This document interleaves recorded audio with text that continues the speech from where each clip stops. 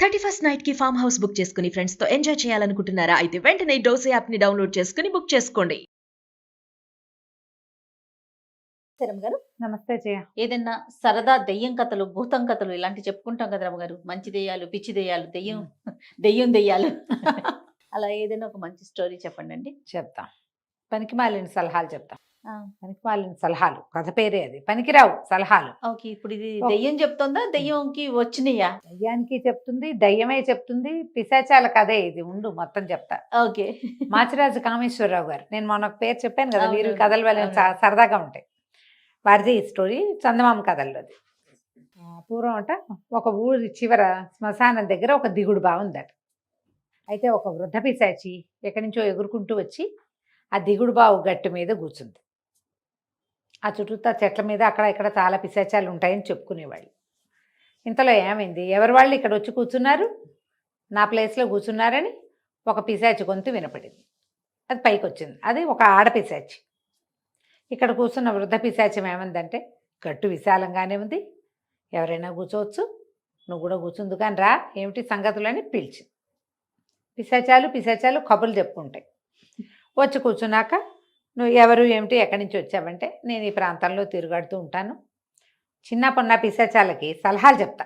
Okay, నేను చాలా అనుభవజ్ఞుణ్ణి, బాగా వృద్ధుడయ్యాక మరణించిన పిశాచం అన్నమాట. అది జీవితానుభవం చాలా ఉంది.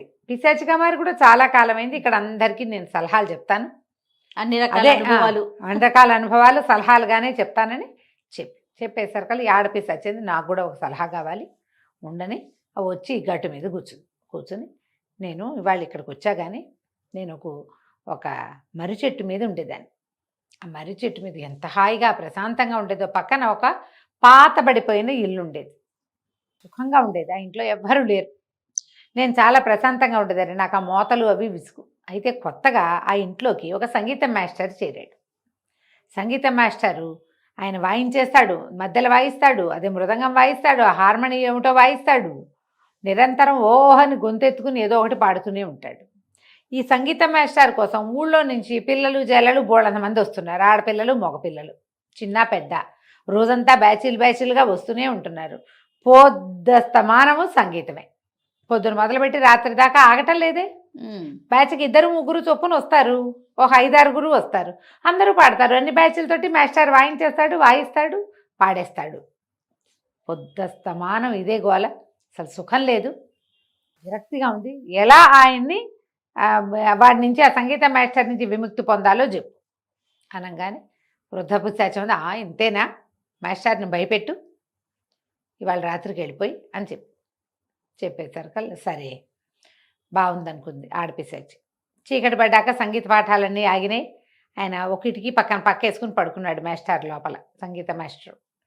ఈ పిశాచం రైమని కిటికీలోంచి వచ్చి ఒక గండు పిల్లిలాగా, వేమని పెద్ద గండు పిల్లులు ఒక విచిత్రమైన అరుపులు అరుస్తాయి, ఉలికి పడతాం నిద్రలో. అయితే పిల్లిలాగా లోపలికి వచ్చింది, పెద్దగా అరిచింది.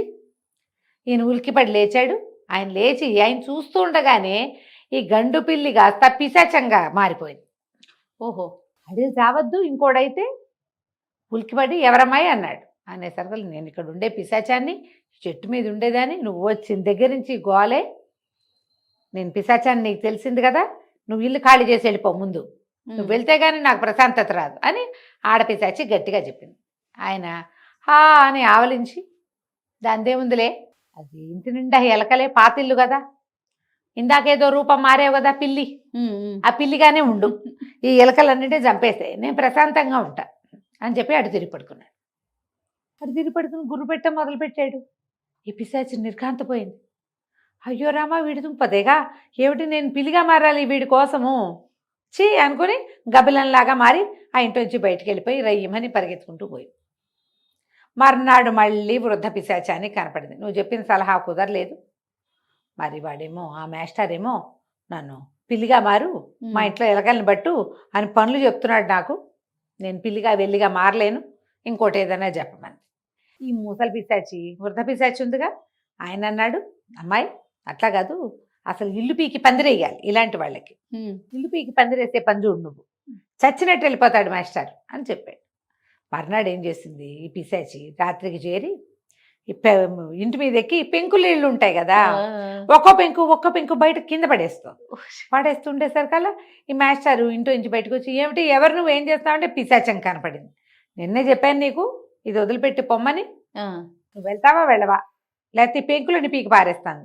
ఈయన అన్నాడు, ఇప్పుడే 4 డబ్బులు చేరినాయి, పెంకులు పాత పడిపోయి ఇల్లంతా వానాకాలం వస్తే కురుస్తుందేమో, పెంకులన్నీ తీయించి కొత్త పెంకు నేయిద్దాం అనుకుంటున్నా, పీకేయమ్మా మొత్తం, సగం కూలి కలిసి వస్తుంది నాకు, మొత్తం పీకేసి బయటపడేసామంటే రేపొద్దున పెంకులు నేసేవాడిని పిలుస్తా, వాడు పీకడానికి కొంత డబ్బులు తీసుకుంటాడు. పీకుడు వ్యవహారం అయిపోయింది అనుకో. ఒకటి నేయటమేగా ఇల్లు చాలా హాయిగా ఉంటుంది, నువ్వు బాగా గొప్ప సహాయం చేస్తావు, చాలా బాగుంది, ఇంట్లో ఉంటే డిస్టర్బెన్స్, నేను బయట పడుకుంటాను. వాడు కిందకి బయటకు వచ్చేసి చెట్టు కింద పడుకుని గుర్రు పెట్టడం మొదలుపెట్టాడు. ఈ పిశాచి కొళ్ళు మండిపోయింది, వీడి పని నేను చేయటం ఏమిటి, ఒళ్ళు తిక్కరైపోయింది దానికి, చెయ్యి అనుకుని మళ్ళీ పోయింది దిగుడు బావి దగ్గరికి. మర్నాడు ముసలాయన మళ్ళీ కనపడేసరికల్లా, నువ్వు బెదిరించు, ఇక ఇవి చేసావు ఇట్లా, ఈసారి ఏమైనా సరే నువ్వు ఖాళీ చేస్తావా చేయవా, లేకపోతే నేను చంపేస్తా, అలాంటి ఏమన్నా బెదిరించమన్నాడు. పిశాచాలకి చంపేంత ఉండదు, ఇలాగే చేయగలుగుతాయి, అవి విసిగిస్తాయి, చంపటం వాటి వల్ల అయ్యే వ్యవహారం కాదు పాపం. సరే మర్నాడు మళ్ళీ కనపడి ఆయన అడిగింది, నువ్వు ఇల్లు ఖాళీ చెయ్యి అనేసరికి, ఇంకా నయం ఈ ఇంటికి నాకు అద్దెకి ఇల్లు దొరకలేదు, ఎక్కడ సంగీతానికి పాఠం పెడతానన్నా సంగీత మాస్టర్కి ఎవ్వరు ఇళ్ళు అద్దెకి ఇవ్వరు, పొద్దుస్తమానం ఈ గోలని. అవును, అందుకని నాకు ఎక్కడ ఇల్లు దొరకలేదు, ఇది అసలు కారు చవకలో నెలకొక్క రూపాయి కూడా నేను వాళ్ళకి ఇవ్వక్కర్లా, ఇల్లు బాగు చేసుకుని ఉండమన్నారు. ఆ అవకాశం నేను ఎందుకు పోగొట్టుకుంటా, నువ్వు పిశాచానివి కాదు, రాక్షసు అయినా సరే నాకు లెక్కలేదు, దిక్కుని చోటు చెప్పుకోమన్నాడు ఆయన.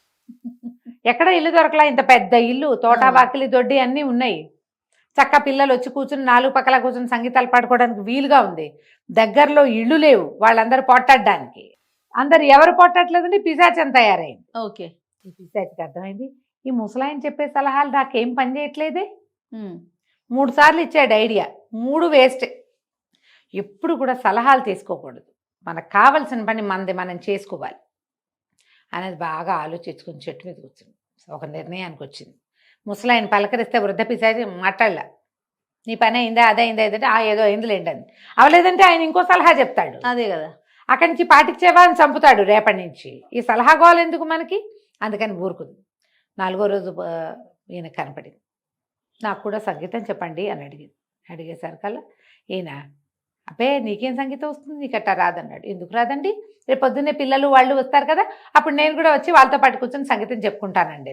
అనగా నేను హడ్లిపోయి, నువ్వు వస్తావా అన్నాడు. నేను వస్తానండి, రేపొద్దున్న పిల్లలు వస్తారు, ఆడపిల్లలు వస్తారు, మగ పిల్లలు వస్తారు, వైలిన్లు వాయించే వాళ్ళు, హార్మోని వాయించే బోళ్ళంత మంది ఉన్నారుగా పిల్లలు, వాళ్ళతో పాటు వచ్చి నేను కూడా కూర్చుని సంగీతం నేర్చుకుంటా, మీరు నాకు విడిగా చెప్పకపోతే నేను అక్కడే చెప్పించుకుంటాను. విడిగా పిశాచానికి ఆయన ఎలాగో చెప్పలేడు, జనాలకు వస్తే ఈయనకి హడలు పుట్టింది.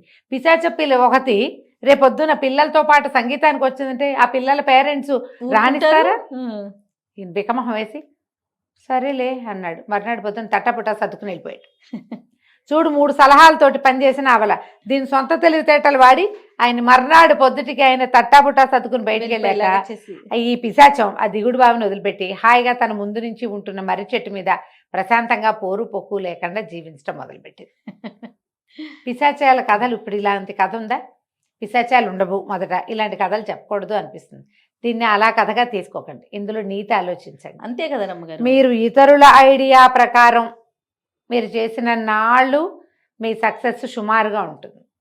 మీరే సొంతంగా ఆలోచించి చేసినది ఎప్పుడు బాగుంటుంది. ఇతరులది మనం ఇంప్లిమెంట్ చేస్తాం అంతే, కానీ మనదైతే లోపల నుంచి వచ్చిన దాని ఇంప్లిమెంటేషన్ వేరేగా ఉంటుంది కదా.